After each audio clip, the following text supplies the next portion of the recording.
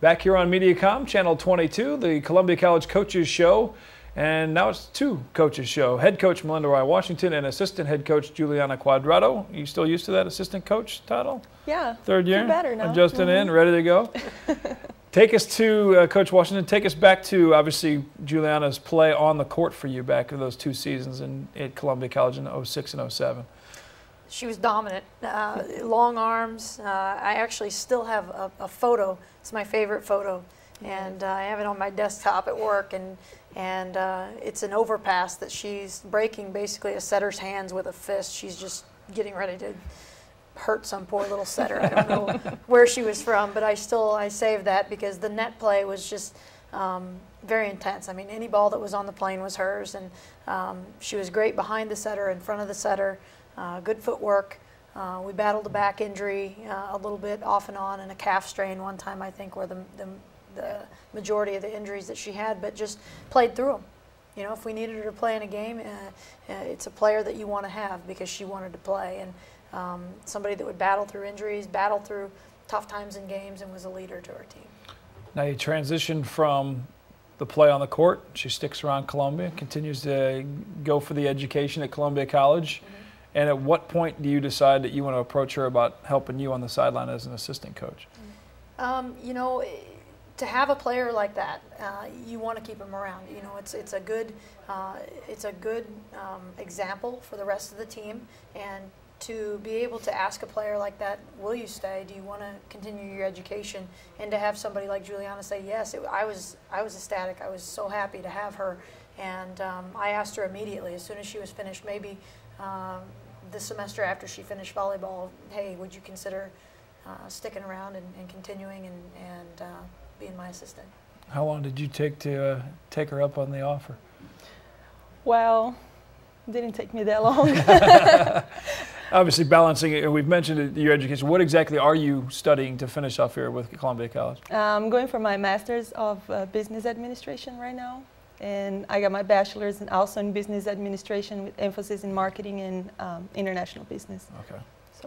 So now you're officially on the sideline. Take us to a practice. What is your role as a practice is going on with the volleyball squad at Columbia College? With the experience I have, I like to help all of the players. It doesn't matter if they're the libero or the setter. I can help with everybody, but mainly I work with the middles, just because I was a middle and I have lots of experience, so I can see what they're doing wrong and I can see where they can, where they can improve their skills. So that's my main function, and a little bit conditioning too. So, which is an ongoing process for the whole season. It always is, continue to condition, as you mentioned, how you break down, how you decided to do your workouts. What do you guys do as far as a relationship as coaches-wise, as far as preparing for practices, preparing for games? Take us a little bit through a game day, if you will. You know, there's a lot of things that go into that. I think that the main interaction between the two of us, good guy, bad guy. You know, some days I'm after him, and she's, come on, guys, you need to, she's being a little bit lighter with him. Some days she's after him, and I'm trying to be, positive. And we always try to give a positive with a negative. If somebody's really messing up, we don't just harp on somebody. It's always, hey, you're doing a good job of moving your feet, but I don't like what you're doing with your arm swing. And I think that the balance with Juliana and I has always been a good balance. And as far as game day prep and things like that, we just really focus on position play. And she's communicating with her middle hitters what needs to happen, what we need to key on with the other team's scouting report. I'm doing the same thing with the outside hitters. We have more people on our coaching staff that are working with the liberos and the servers, so everybody kind of has their own thing that they're doing on game day. Our typical game day prep is our team dinner starts at 5. Everybody gets to the training room soon after and gets any treatment that they need, and then our pregame warm-up and talks start at 6. So game's usually at 7. Let's see. Home matches, again, the full schedule on the website, ColumbiaCougars.com. What does video play as far as, I know obviously you're taping the matches, both your own and opponents as well, scouting reports. Do you get tapes from other schools? How does that play into helping prepare for an opponent? It's pretty difficult early to get those. A lot of the schools have tape exchange rules. Actually, the AMC has a tape exchange rule that we don't exchange outside of our matches. So it's a little bit difficult early on to get those game films, but as the season progresses and about midway through, we start getting in good game film on opponents that we're going to see late in the season. Typically, I'd say last year the game film started coming in late September, early October. So we do get game film. We do have scouting reports that go in each student-athlete's binders that they are supposed to carry with them all the time, which is sometimes a challenge. Sometimes we have to locate those, but each student-athlete does have a binder that they carry at all times in their backpack to and from practice, on road trips, during the day, and the scouting reports go in there. You still have any of your old binders? You haven't lost those? As a coach, no. I No, still have no. As a player, and you keep any of those as little mementos or anything like that? It was all here. Oh, it's all there. That's why the binder rule's in place now. 'Cause Exactly. it's all here. You Well, you forget cannot it. take your binder on the court, so. Well, that's true. So yeah, it's different. It's amazing how, you know, putting all the pieces together as far as scouting report, plus your own scouting report on your own team, as far as knowing your own players, and playing that good cop, bad cop. It's almost like a parenting situation, a mom and dad situation, where you want to make sure your ultimate, you know, mission for them is the same, but you take two different approaches a little bit to deliver it to them, to get them to perform their best on the court.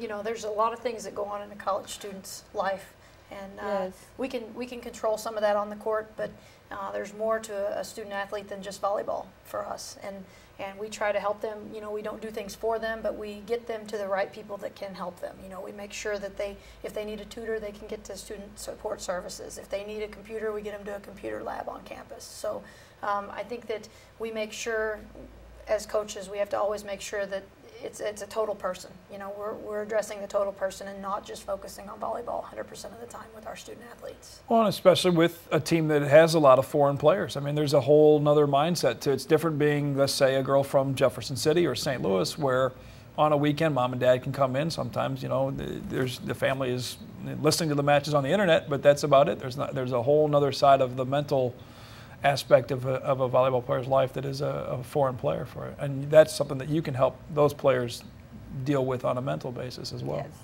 Like I said, some of the players, when they come, they don't speak English. So there are many factors that add up to players, you know, let's say psychological part of it.